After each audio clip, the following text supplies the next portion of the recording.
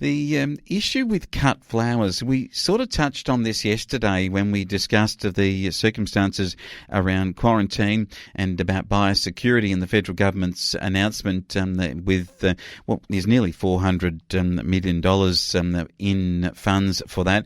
It was Ausveg that came out and were concerned about some of the holes in the ship when it comes to this. One has to look at the country of origin labelling. When you remember that there was an inquiry about that and there was a lot of discussion about the percentages that needed to be on Australian foods, cut flowers were not included in that. And so the industry itself came out and wanted a label of their own and went through the process of doing that. Now there is a serious and dangerous pathway for pests and diseases to enter the country through imported cut flowers and foliage, says Ausveg. And they're supported here by the Victorian Farmers Federation. They've said that they are calling on consumers to purchase locally grown flowers.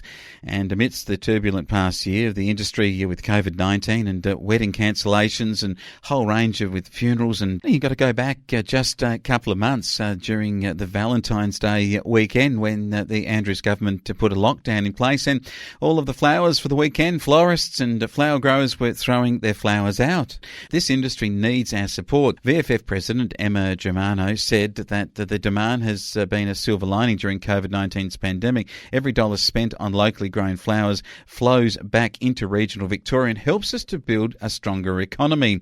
Around half of our flowers before COVID-19 border restrictions came from overseas, from faraway destinations like South America and Asia.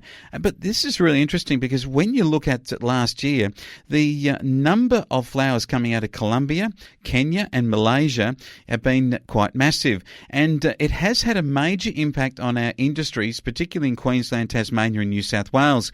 And having been left out of country of origin labelling, the flower industry says it's fighting back. They developed their own trademark, but with pest infestation rates as high as 60% from Kenya and 40% from Colombia and Ecuador, the New South Wales flower growers have been advocating that the 20 or so flower importers should be licensed and carry product liability insurance. There's a fair point for this, isn't there? Because if it was Ausveg in protecting its flower growers in a statement which said that the money from the federal government, which would, if you like, plug some holes, but not really deal with some of these pests. And when we read that 60% of infestation of pests in flowers come out of Kenya, well, then somebody needs to be saying we need to be very careful about where we buy flowers.